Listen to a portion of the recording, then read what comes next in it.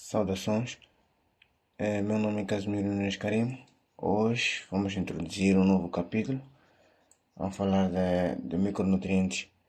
Apesar de ter destacado alguns micronutrientes na aula passada, ou seja, no capítulo anterior, hoje aqui vamos falar de uma forma ampla. Vamos abordar a dinâmica e a fertilidade dos micronutrientes no sistema solo-planta. Bom, nosso objetivo hoje ou seja, nessa aula é desvendar como esses elementos interagem quimicamente na matriz mineral e orgânica no solo. Portanto, também vamos aqui definir a essencialidade desses micronutrientes. Vamos também conhecer aqui os fatores de disponibilidade no solo e identificar funções e sintomas de deficiência dos micronutrientes e discutir as estratégias de diagnóstico e adubação, tendo em conta esses elementos que eu acabei de mencionar aqui, ou seja, que acabei de falar de uma forma geral, né, os micronutrientes.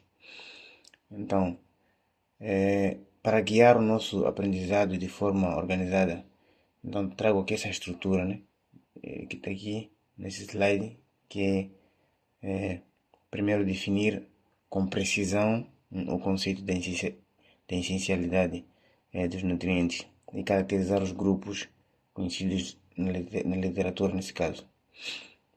E em seguida, que busca nesse caso compreender de forma aprofundada também os fatores físico, químico e biológicos, que nesse caso governam a sua solubilidade e disponibilidade na solução do solo. O terceiro objetivo é esse que eu acabei de falar, que é identificar as soluções, ou seja, as funções químicas essenciais que esses elementos, no seu caso, eles desempenham no metabolismo vegetal, e também aprender a diagnosticar com clareza os seus respectivos sintomas visuais de deficiência. Então, esses são os nossos objetivos que vamos elaborar nessa aula. Vou falar também aqui dos grupos dos micronutrientes. Bom, iniciamos com o conceito, o grupo de micronutrientes. Do ponto de vista fisiológico, eles cumprem estritamente as leis de essencialidade, o que significa que a ausência de qualquer um deles impede que a planta complete o seu ciclo vital. E isso eu expliquei quando falava de elementos requeridos à planta, que é o capítulo 2. Já é uma aula passada que eu havia falado. Então, a grande diferença em relação aos micronutrientes reside na quantidade exigida. Os micronutrientes são demandados em doses ínfimas, quantidade muito pequena, frequentemente expressas em grama por hectare. Então, os grupos dos micronutrientes, nesse caso, o grupo clássico dos micronutrientes é composto por boro, cloro, cobre, ferro, manganês, molibdênio e zinco. Então, ocasionalmente o níquel também é incluído nessa lista, mas como o oitavo elemento essencial. Então, vamos lembrar de que a pequena quantidade necessária não diminui em nada a importância fisiológica desses nutrientes.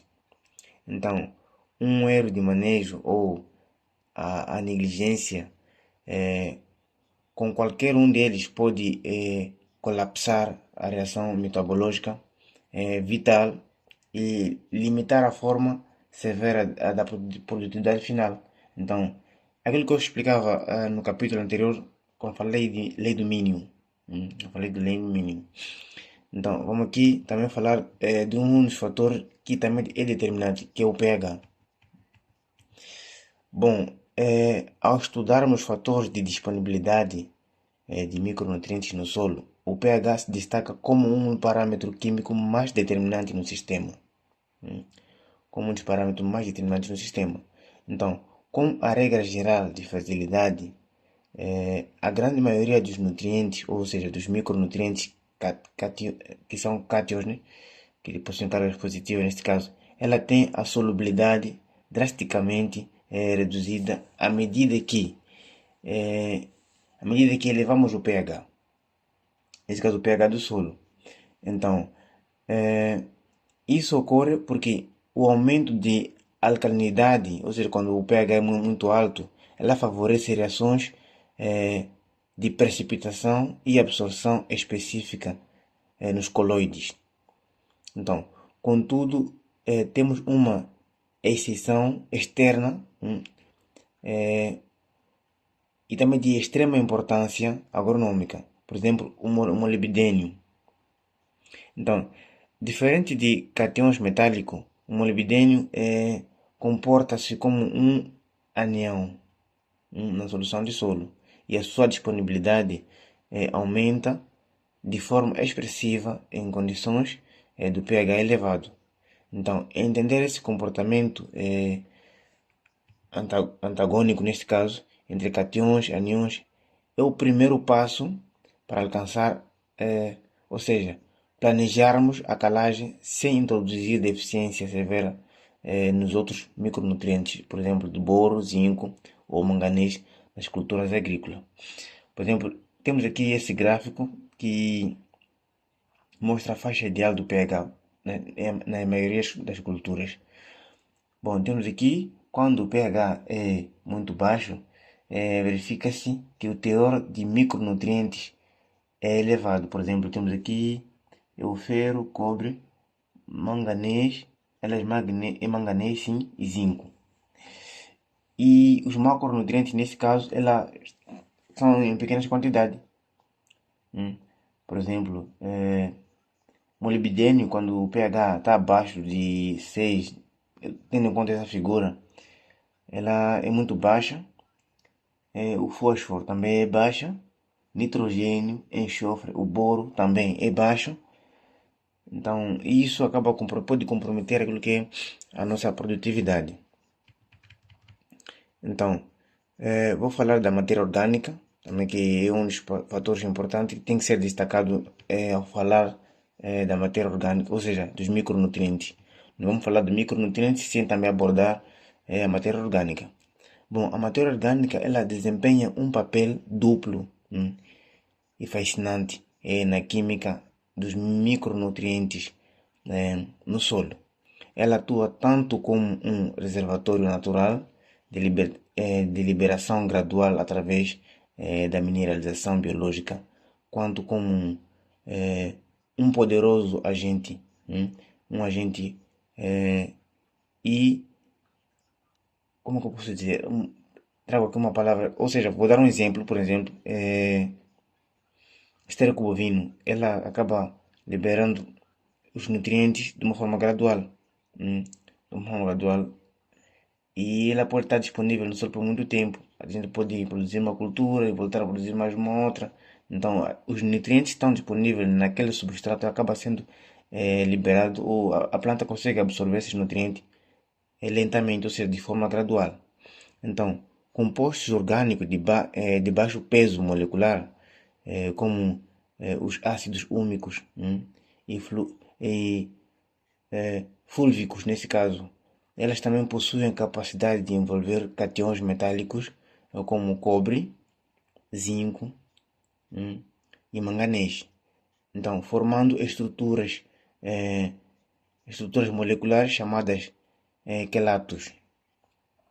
Então, esse acoplamento orgânico é extremamente benéfico.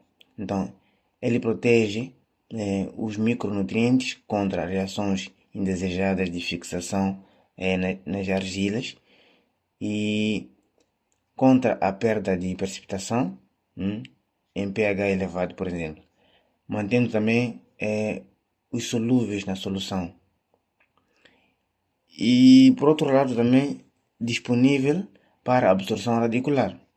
Então, solos com um bom teor de matéria orgânica, ela apresenta maior resiliência e estabilidade na nutrição desses nutrientes.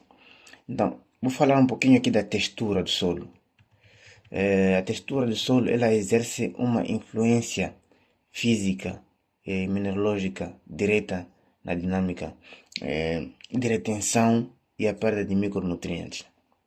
Então, solos de textura arenosa, neste caso, são caracterizados por possuírem baixa capacidade de troca de cátion.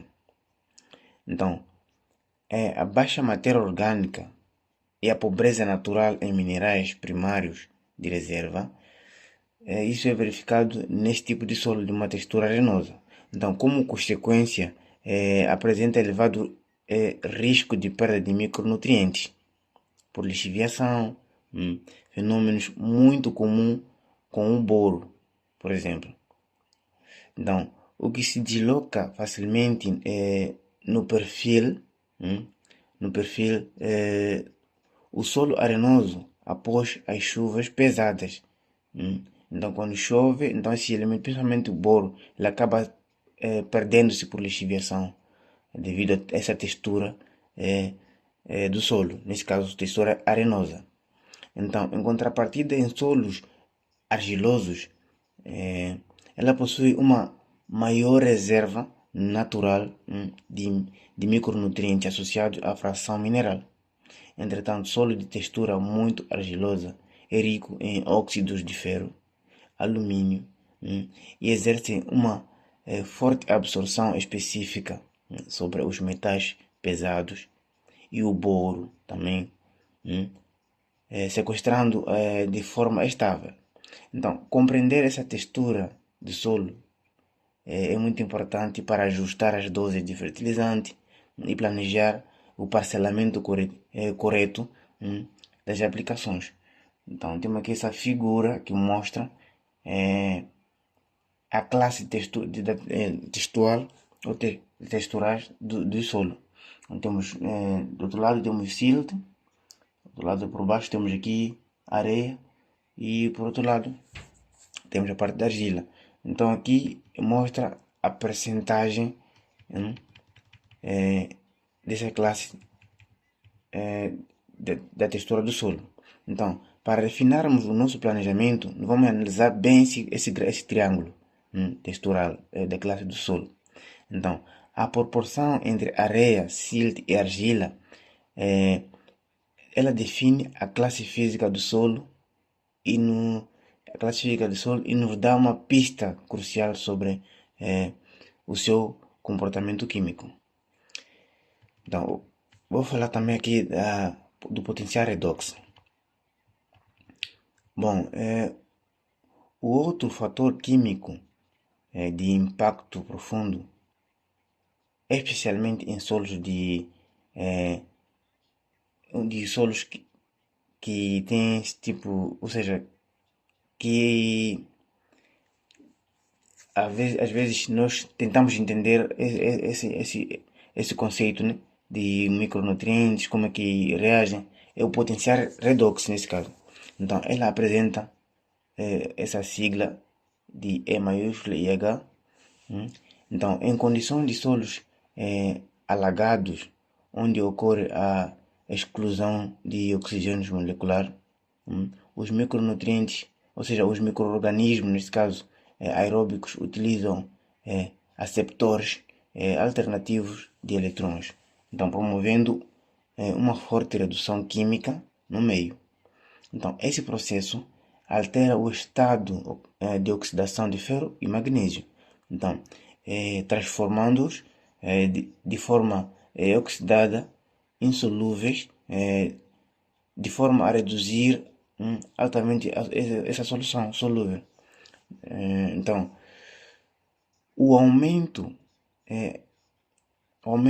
na solubilidade pode atingir níveis críticos de fitotoxicidade, então causando problemas severos em desenvolvimento e queima de folhas em culturas como por exemplo no arroz irrigado por inundação.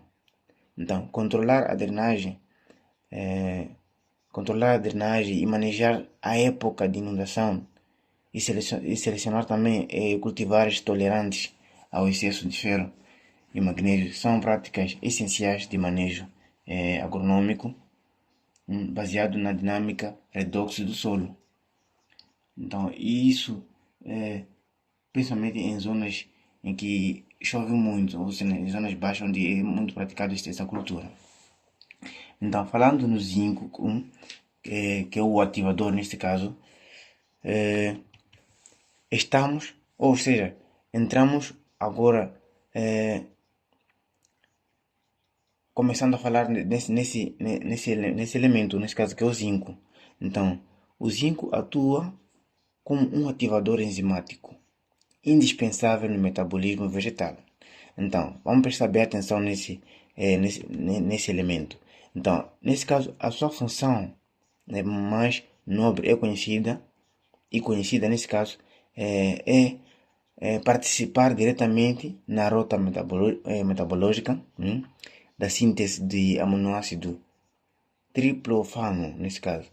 Então, que por sua vez é o percurso bioquímico direto do ácido indoláctico e também na auxina, que é um hormônio vegetal responsável no alongamento e o crescimento das células. Então, quando o zinco está em nível deficiente, a síntese de auxina desse hormônio é paralisada nas células. Então, os sintomas visuais clássicos decorrem dessa carência hormonal e ou seja, o encurtamento drástico nas plantas, associado à produção de folhas extremamente moídas e agrupadas no topo dos ramos. Então, isso é uma das deficiências. Então, também, por outro lado, temos aqui a formação conhecida na prática como sintoma de roseta. Então, o zinco é o verdadeiro motor de arranque para o crescimento vegetal inicial de cultura como o milho e o café. Bom, olhando para essa imagem, como podemos observar,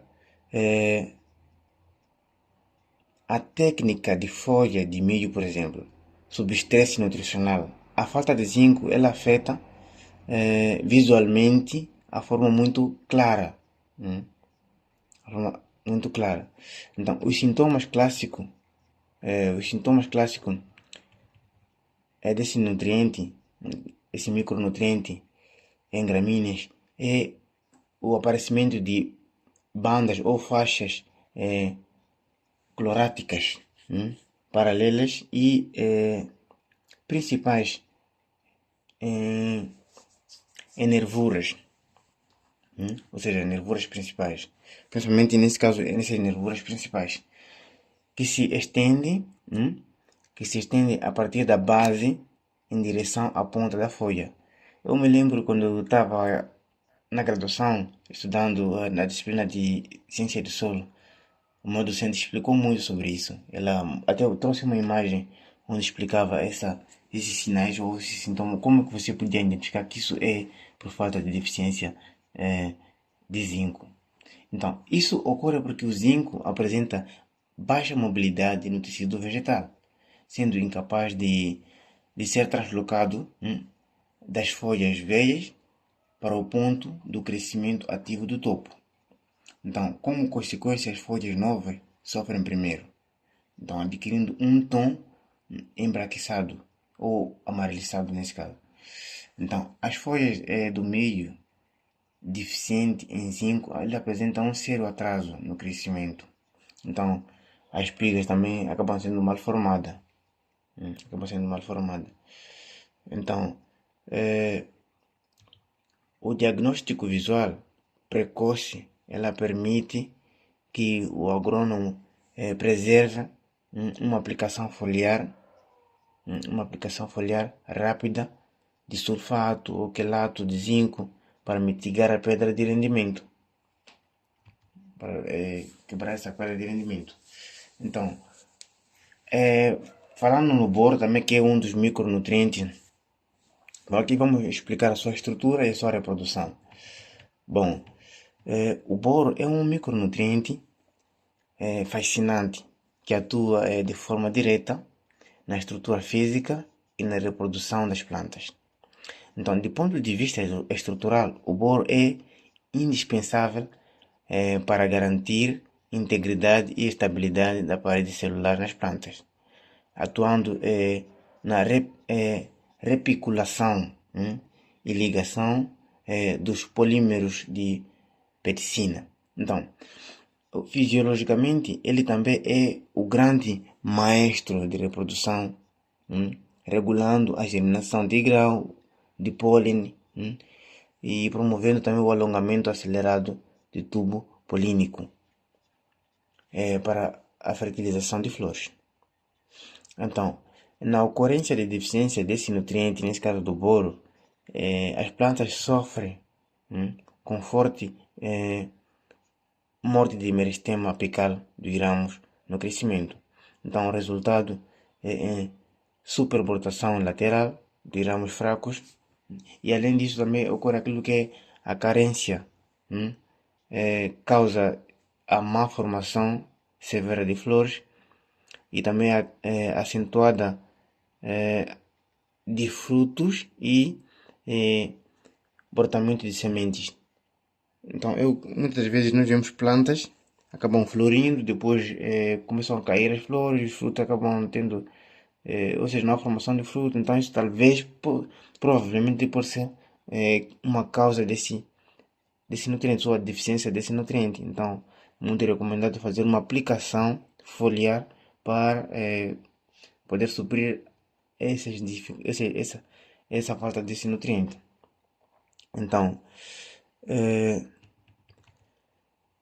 se olharmos, como eu estava a dizer, a carência causa a má formação severa de flores, queda acentuada de frutos, brotamento de semente, e também pode limitar drasticamente o rendimento final em culturas exigentes, como por exemplo cultura de algodão e café e soja também.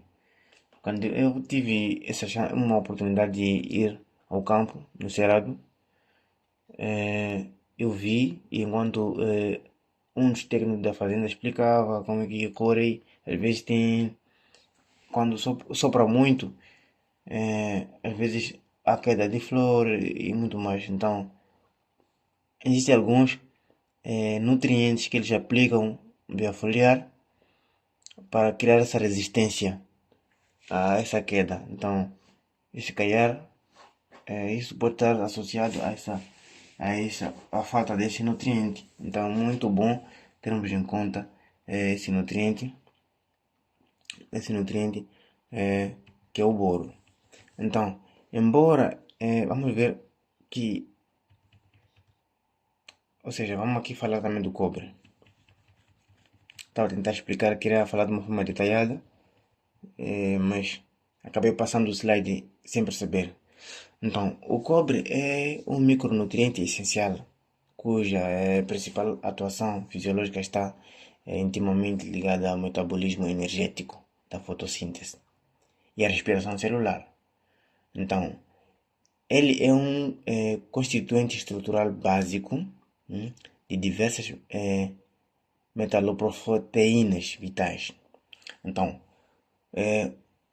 com destaque para a função plastocinina, que atua diretamente no transporte de eletrões nos tilacoides durante a reação luminosa da fotossíntese.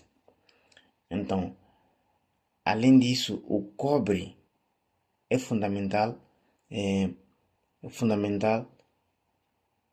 para a síntese biológica de lignina, ou seja, lignina e polímero orgânico que confere a rigidez estrutural às paredes das células e os vasos condutores da seiva. E o manganês também é um dos micronutrientes. Ele é um elemento vital, cujo papel fisiológico também é mais notável, e ocorre na primeira etapa da fotossíntese. Ocorre na primeira etapa da fotossíntese, neste caso no fotossistema 2, onde atua diretamente na quebra química de moléculas de água, para a liberação de eletrões e prótons, também nesse caso o gás oxigênio. Então, sem um manganês ativo, a fotossíntese simplesmente para.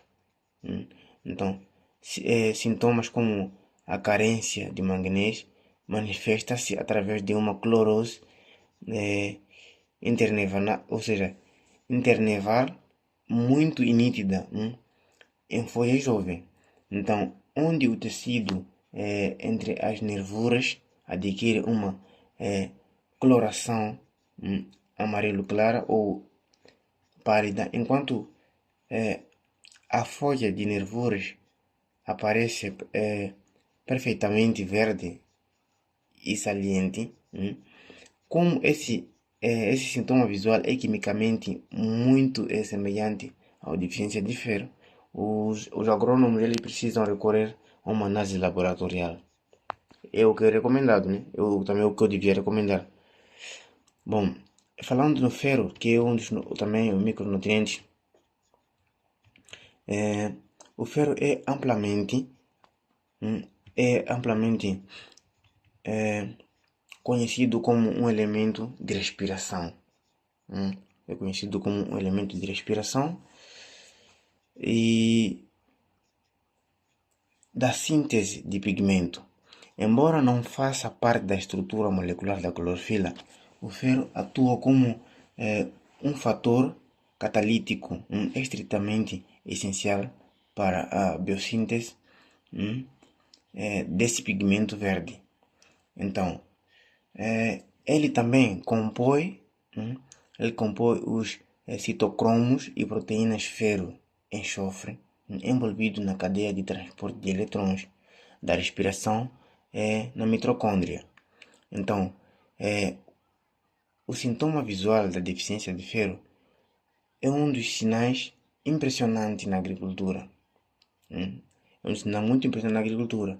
É uma clorose severa e generalizada em folhas jovens que perdem toda a cor verde, pode se tornar completamente branca em casos extremos de carência nutricional. Então, embora o ferro seja extremamente abundante em solos tropicais e intemperizados nesse caso, a sua deficiência prática ocorre em grandes frequência em solos com calcário, solos de calcário, ou seja, de pH alcalino, ou em áreas que recebem calagem excessiva. Onde o nutriente participa de forma insolúvel de hidróxidos. Quanto ao magnésio, ou seja, molibdênio, ela desempenha um papel ecológico e fisiológico fascinante que atua diretamente no ciclo de nitrogênio. Eu que devia trazer uma imagem, mas acabei me esquecendo. Era só para mostrar como é que isso ocorre. Bom, o molibdênio é a componente estrutural básico em duas enzimas fundamentais para a planta.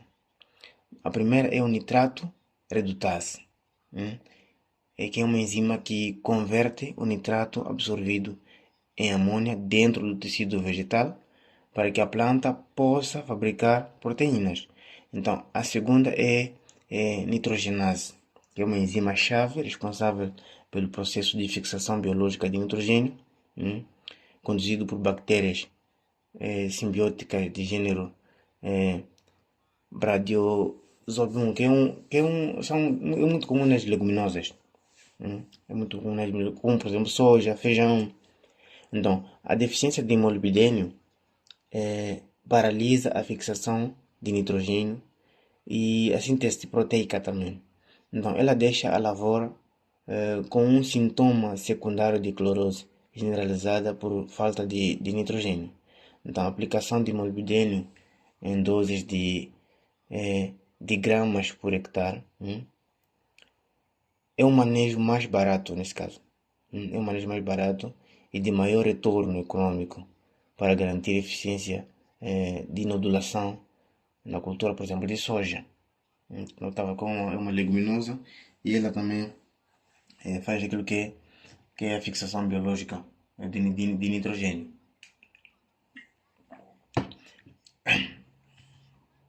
E vou falar aqui do níquel. Níquel e cloro, vou falar de uma forma conjunta esses dois micronutrientes, que são também essenciais. E combinando esses dois nutrientes aqui, eu aqui vou concluir, né? Então, combinando esses dois. Ou seja, os estudos abordado o cloro e o níquel. Primeiro, o cloro é absorvido de forma de anião cloreto. Ela atua no controle de ajuste osmótico celular e regulação da abertura e fechamento de estomatos na planta, além também de praticar na fotólise de água. Então, a sua deficiência é extremamente rara nas plantas e também em condições de campo. Então, enquanto o níquel é o mais jovem integrante na lista dos micronutrientes essenciais. Isso é comprovado na literatura. Então, a sua principal e nobre função, neste caso fisiológica, é atuar como cofator, catalisador indispensável para a atividade da enzima urease. Então, a urease realiza a quebra biológica da ureia acumulada nos tecidos vegetais. Na ausência de níquel ativo, a ureia acumula-se de forma hormonal nas pontas de folha da planta, causando necrose severa e queima química de toxicidade. Então, garantir o suprimento de níquel é essencial quando realizamos adubação nitrogenada foliar com ureia. E também vou falar aqui da reação química. Bom, para realizarmos um plano de adubação eficiente com micronutrientes, nós precisamos quantificar com precisão o estoque disponível no solo através de um extrato químico laboratorial, nesse caso, fazer uma análise química do solo. Bom, portanto, no Brasil,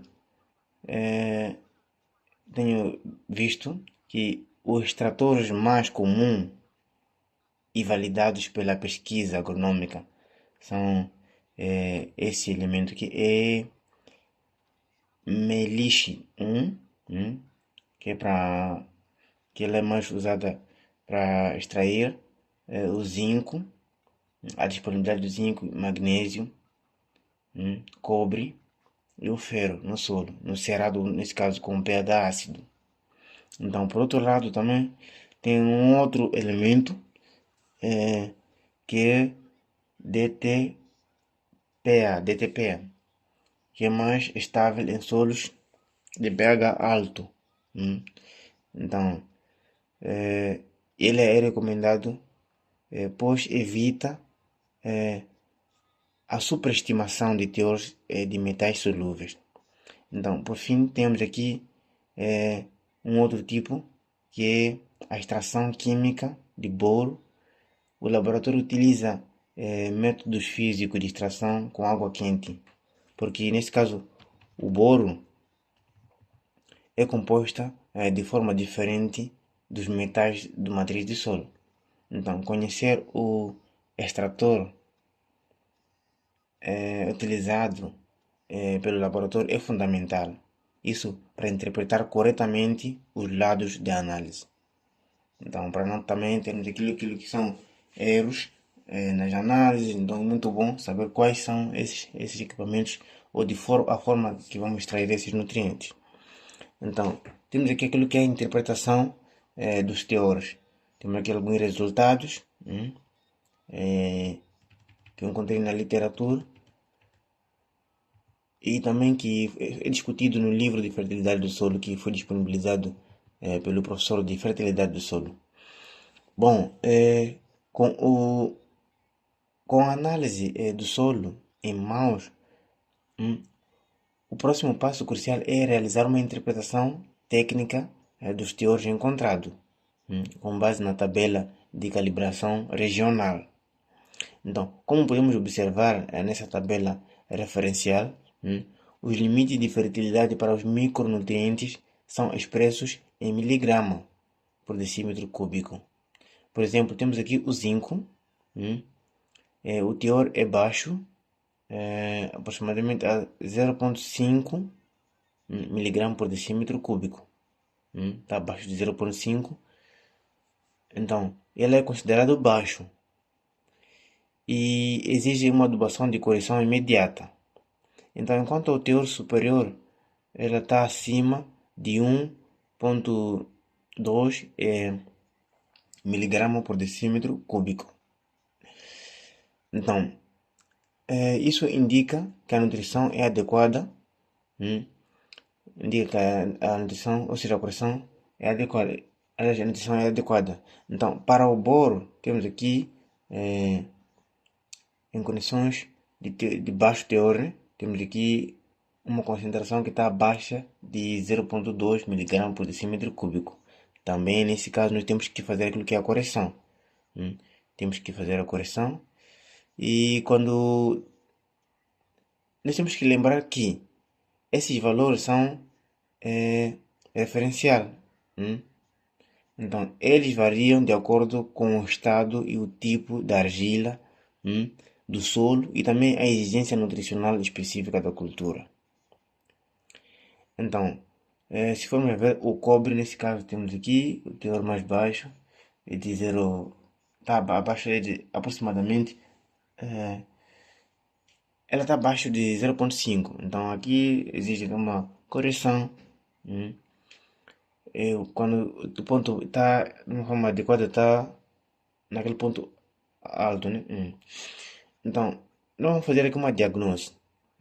Diagnose foliar. Vamos explicar como é que ocorre esse diagnose foliar, como é que podemos verificar isso através das folhas.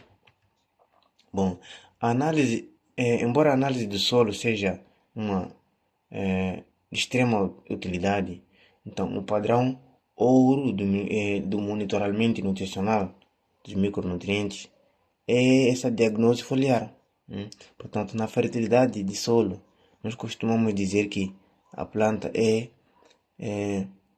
o melhor extrato químico existente, pois ela reflete a absorção real do nutriente em condições reais do campo.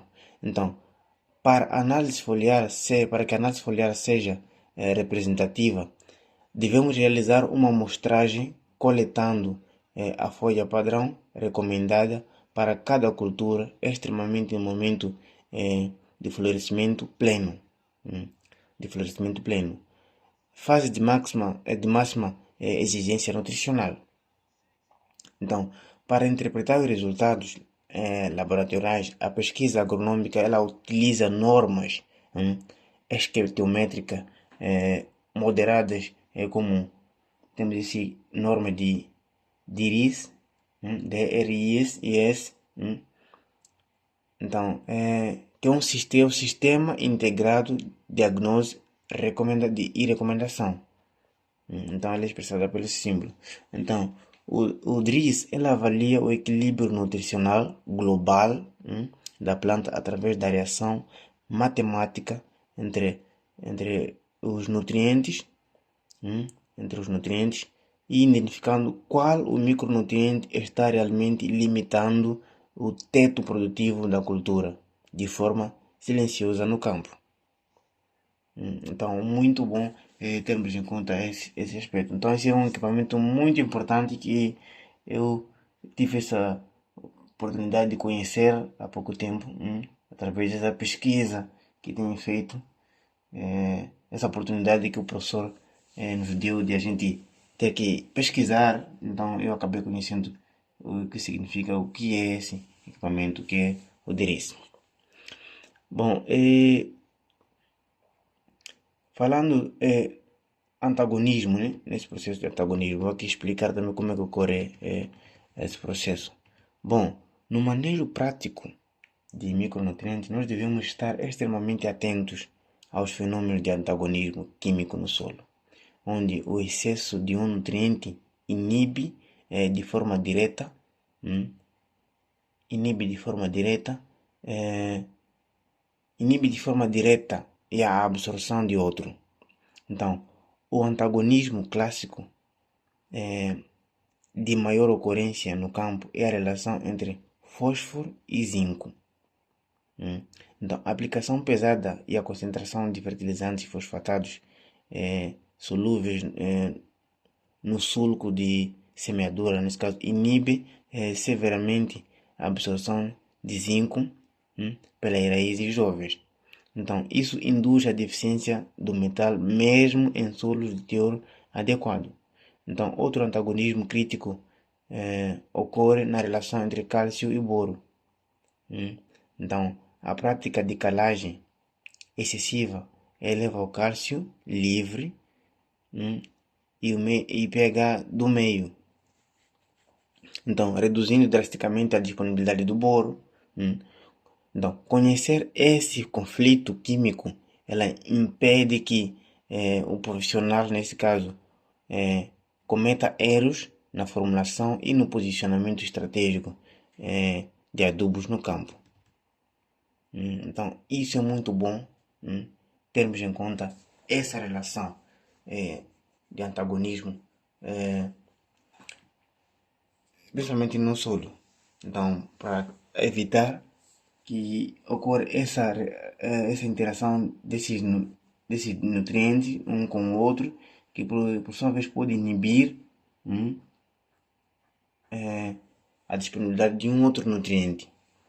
Então, é muito bom fazer uma análise química e fazer uma aplicação adequada para que não esteja em excesso e para que também não prejudique a planta. E vou falar também aqui dos sais, fontes de sais e óxidos. Bom, para estruturarmos um plano de adubação eficiente com micronutrientes, nós precisamos conhecer as fontes corretas de fertilizantes com base na sua disponibilidade química. Então, dividimos as fontes inorgânica em dois grandes grupos. Então, o primeiro é o grupo dos sulfatos, que são sais de alta solubilidade em água e de disponibilidade imediata para as plantas, sendo excelente exemplo de sulfato de zinco, sulfato de manganês. E o segundo grupo é óxidos e fritas, como por exemplo o FT, que é caracterizado por apresentarem baixíssimas solubilidade em água e a liberação gradual de nutrientes ao longo do tempo, através do processo de intemperismo químico no solo. Então, as fritas elas fornecem um excelente efeito residual para as safras subsequentes. Então, a escolha inteligente ela depende do seu planejamento da safra. Se o uso de sulfato para correções imediatas de emergência de óxidos ou fritas para a construção de fertilizantes profunda ao longo do prazo. Então, é muito bom olharmos para esses dois grupos que acabei aqui de mencionar. Estou a falar de baixa fertilidade e aquilo que o outro que acabei de mencionar no início. E falando aqui também daquilo que é fontes orgânicas, nesse caso o quelato. Eu havia dito no início, enquanto explicava outros micronutrientes de forma individual. Bom, além de fontes minerais clássicas, que já falei anteriormente, o mercado de fertilizante de alta tecnologia oferece fontes orgânicas de micronutrientes representadas pelos quelatos, nesse caso. O que são quelatos? Quelatos são formados de reação de ligação de cátions metálicos com moléculas orgânicas sintéticas de alta estabilidade, como EDTA ou aminoácidos livres.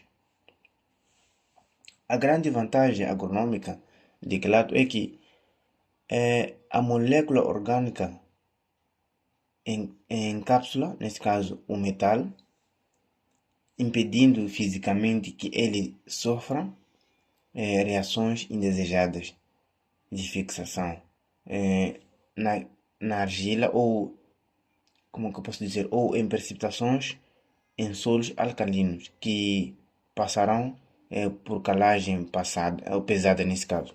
Então, os quelatos eles permitem permanecem perfeitamente solúvel e imóvel na solução do solo.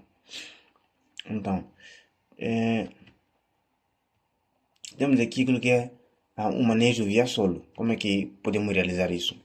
Bom, então, ao realizarmos a adubação de micronutrientes via solo, nós nos deparamos com um grande desafio na engenharia agronômica, que é a distribuição uniforme de dose extremamente baixa de fertilizante de campo, ou seja, no campo. Então, como distribuir de forma homogênea, por exemplo, apenas 2 kg de zinco com 2 kg por hectare? Tá vendo? Então, sobre 1 hectare inteiro no solo, como é que vamos fazer isso? Então, a aplicação a laço pura em pó é impraticável nesse caso, porque a quantidade é muito reduzida. Então, para solucionar esse problema prático, a indústria de fertilizantes moderna, nesse caso, desenvolveu uma das grandes tecnologias de manejo. A primeira é a incorporação de micronutrientes diretamente dentro do grânulo de fertilizante, que é o famoso NPK, de base nesse caso, durante o processo industrial de fabricação.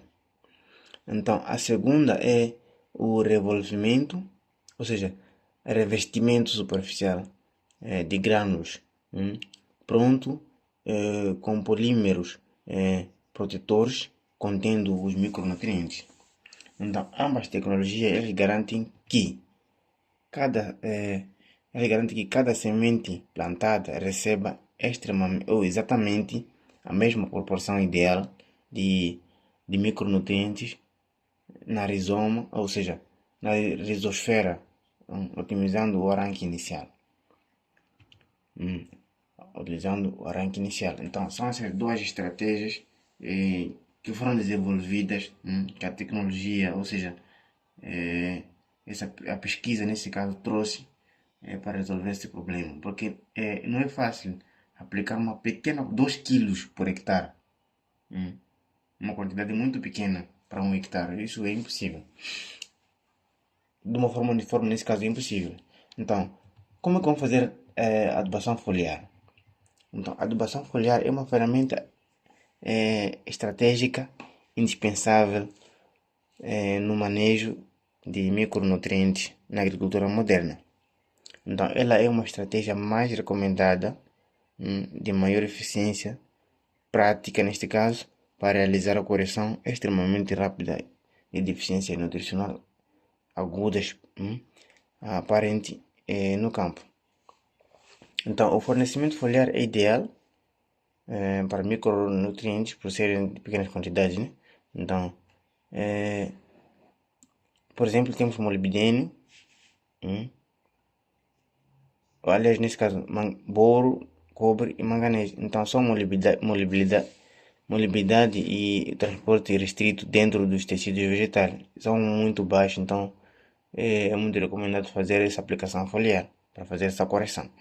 Então, através da aplicação foliar, direcionada nos momentos de pico fisiológico do crescimento ou florescimento, nós garantimos o suprimento imediato, imediato, sem perdas de fixação no solo.